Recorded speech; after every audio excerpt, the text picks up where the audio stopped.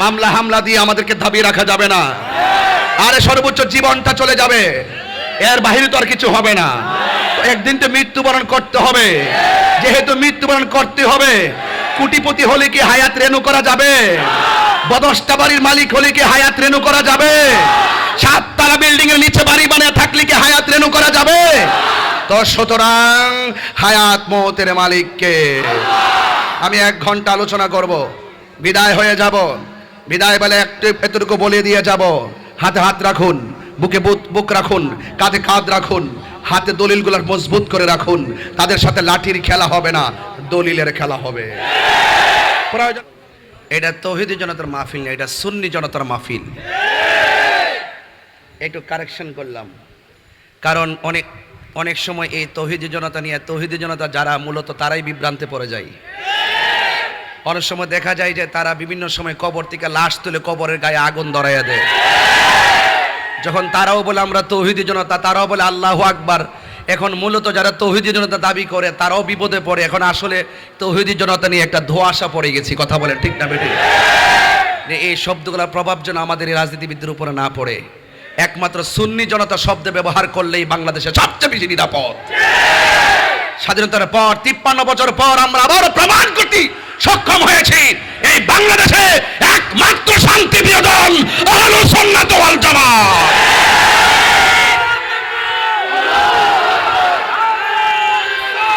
আহলুস সুন্নাত ওয়াল জামাত সীসা ঢালা প্রাচীরের চাইতে আরো শক্তিশালী। কথা বলেন ঠিক কিনা বলেন? আরে আল্লামা শহীদ নুরুল ইসলাম ফারুকীকে ঘরের ভিতরে ঢুকে হাত পা বেঁধে জবাই করেছে। ওরা এখন হারে হারে টের পাচ্ছে আল্লামা শহীদ নুরুল ইসলাম ফারুকী জীবন্ত ফারুকীর চাইতে শাহাদতে তামান্না নিয়ে বিদায় হওয়া ফারুকী 1000 গুণ শক্তিশালী। আরে দুনিয়ায় থাকে শেরে বাংলার চাইতে আধ্যাত্মিক পাওয়ার নিয়ে শেরে বাংলা রহমাতুল্লাহ আলাইহি যে হাতের জমিনে শুয়ে আছে, সেই শেরে বাংলা কোটি গুণ বেশি শক্তিশালী। কথা বলেন ঠিক কিনা?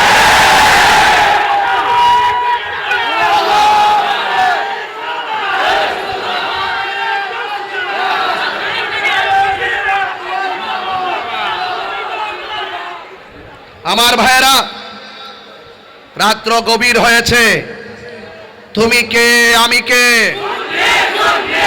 এই সুন্নি শব্দ আজ মিডিয়া পাড়ায় বিরাজ করতেছে। সুন্নি শব্দ আজ বাতিলদের দুর্গে আগুন লাগিয়ে দিয়েছে। সুন্নি শব্দ আজ রাষ্ট্রযন্ত্রে আগুন লাগিয়ে দিয়েছে। সেদিন সোহরাওয়ার্দী উদ্যানে লক্ষ জনতার সামনে বলেছি, এই বাংলাদেশের কোন সিদ্ধান্তের ক্ষেত্রে আহলুস সুন্নাত ওয়াল জামাতকে অন্তর্ভুক্তি করতে হবে। কারণ আহলুস সুন্নাত ওয়াল জামাত শান্তির কথা বলবে, আহলুস সুন্নাত ওয়াল জামাত সম্প্রীতির কথা বলবে, আহলুস সুন্নাত ওয়াল জামাত সার্বভৌমত্বের সুরক্ষার কথা বলবে। এদের কাছে দেশ নিরাপদ, এদের কাছে ধর্ম নিরাপদ।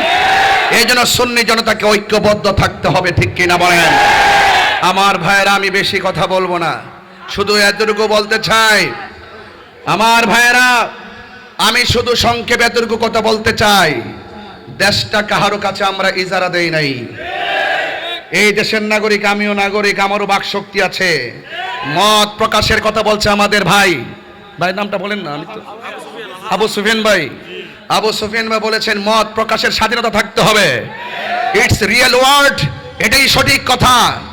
আজকে যারা আমাদের আহলুস সুন্নাত ওয়াল জামাতের মত প্রকাশের স্বাধীনতাকে কেড়ে নেওয়ার ষড়যন্ত্রে মেতে উঠেছে, আমরা তাদেরকে কখনোই ছাড় দিব না। আজকে দেখেছি হাইকোর্ট মাজার সরিয়ে সেখানে মসজিদ বানাইবার জন্য ট্রাইব্যুনালে রিট করা হয়েছে। আল্লাহর ওলির মাজার সরাইয়া সেখানে মসজিদ বানাবে, কোন নকশা? আমার তো মনে হচ্ছে এটা ইবনু আব্দুল ওয়াহাব নজদির নকশা। এই দেশের তরিকাপন্থীরা যদি গায়ে পরিধি কেউ যদি ঝগড়া করতে চায়, এই তরিকাপন্থী কিন্তু শাহজালালের উত্তরসূরি হয়ে কিন্তু মাঠে নেমে যাবে। কথা বলেন ঠিক কিনা বলেন? চট্টগ্রামের মাটি সুন্নিয়তের ঘাঁটি, এটা আজকে বহদ্দারহাট প্রমাণ করতে সক্ষম হয়েছেন আপনারা। আপনাদেরকে নিয়ে আমি প্রাউড ফিল করছি। আওয়াজ করে বলুন, ইজ্জতের মালিককে।